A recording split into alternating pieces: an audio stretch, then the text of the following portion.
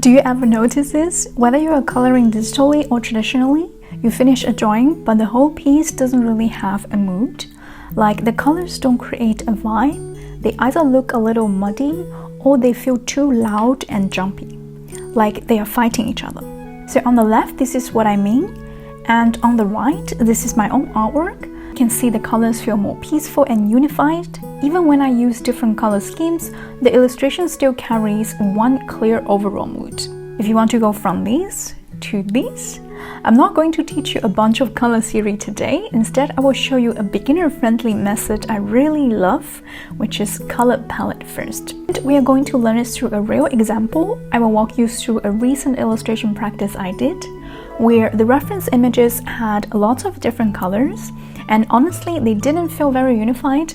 But I will show you exactly how I turn those colorful, slightly chaotic elements into one illustration that feels calm, cohesive. And by the way, this is also the method I use sometimes when I'm drawing storybook style things. For example, this illustration actually started with just 5-6 base colors. I've practiced enough that I can usually build a harmonious palette on my own now.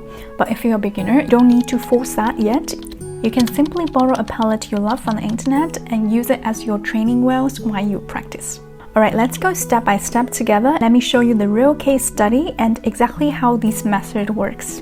Before we can use the color palette method, we need something to color. So first we sketch a few small elements. For this kind of daily art practice, I keep these super relaxed. I will split screen on my iPad, scroll online, and grab simple everyday objects as references. And because I was doing this close to Christmas, I picked a few cozy holiday elements on purpose. Then I sketched them out quick and loose, nothing fancy. And for the layout, I keep it simple too. I'm using a 1500 by 2000 pixel canvas, and I placed 9 elements to fill that page. That's it, just enough variety to practice coloring without making it overwhelming. Once the sketches are done, we've already made one important decision. We've decided what we are drawing. Now we start coloring. This is where most beginners get stuck. For many people, when you are looking at a page full of objects, each with totally different real-life colors, the most natural thing is that you see something brown, so you paint it brown. You see something yellow, you paint it yellow. And you just keep going like that. But the problem is, you are not thinking about how the colors will fill together in the final artwork. You are basically working without a goal. And when you don't have a color goal, it's very easy for the final result to feel messy, jumpy, or disconnected. So here's a gentle shift I want you to make. Instead of asking, what color is this object in real life? Ask yourself, what mood do I want this whole illustration to have? This is why I recommend color palette first for beginners. Before you color anything, go to Pinterest and search for color palettes. And don't overthink it, just look for a palette that really feels like the mood you want.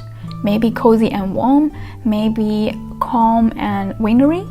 Once you find one palette that gives you the feeling you want, you commit to it. Well, in my example, I wanted a soft pink and bluish, dreamy kind of atmosphere, so I chose a palette that already had that feeling. And here's a really important beginner tip: don't choose a palette with too many colors. That sounds helpful, but it usually makes things harder. For practice, a palette with 5 or 6 colors is perfect. It's enough to create variety, but not so much that you get stuck choosing.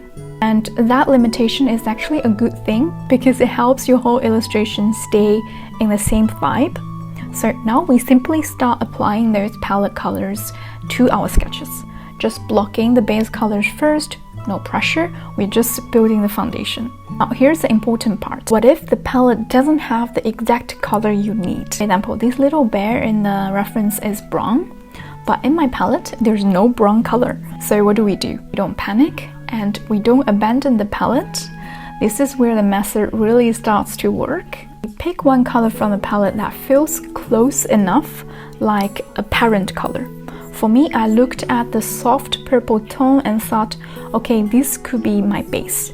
So I chose that purple first.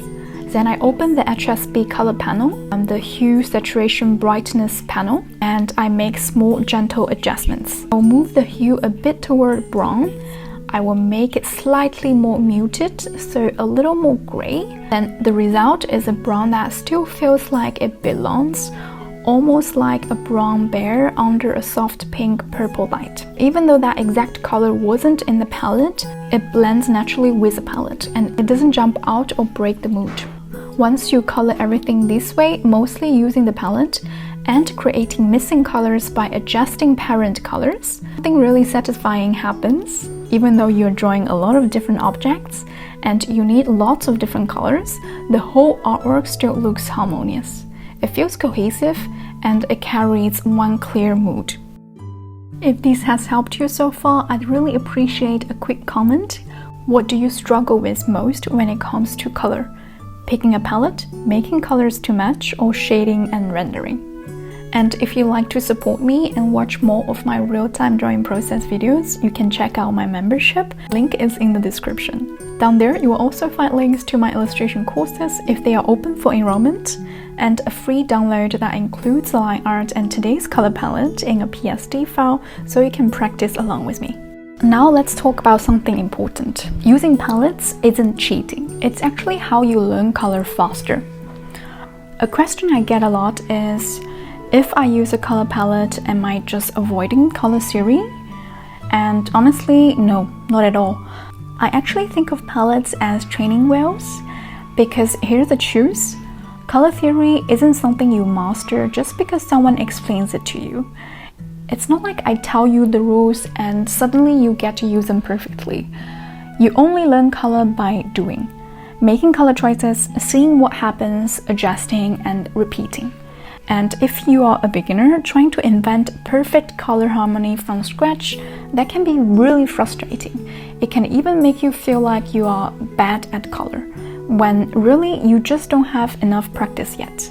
So using a palette isn't escaping the learning process, it's choosing a smarter way into it. Because when you start with a palette that already works, you are starting with something proven. The palette was carefully chosen by an artist, and inside those choices, there's already a lot of color theory. Someone already tested those colors together. They likely limited the hues on purpose. They might have controlled the value in a certain way or controlled the saturation.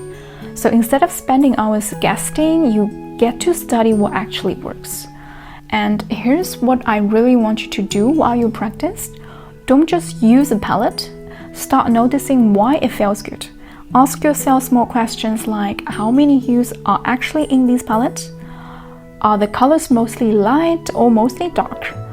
Are they muted or very saturated? And also look at the relationships. Which colors are neighbors on the color wheel? Which ones are contrasts? Over time, your brain starts to build a feeling for it. You will start to notice things like, this palette works because the values are close, or this palette has one main family and just one small contrast. And that is color theory, just in practical form. So my approach is simple. First, learn the skill so you can enjoy drawing. Then while you're enjoying it, just observing the patterns. And little by little, you will be able to create your own palettes too. In the next video, we will build on today's method with another common struggle. When you start rendering, adding shadows, texture, and watercolor style details, how do you keep choosing colors without breaking the mood you created with your palette? I will show you exactly how I do it in this kind of daily art practice, step by step. Alright, thank you for joining with me, and I will see you in my next video. Also, if you're curious about the brushes or my watercolor texture tools and settings, you can find all those information inside my drawing membership. Alright, bye bye!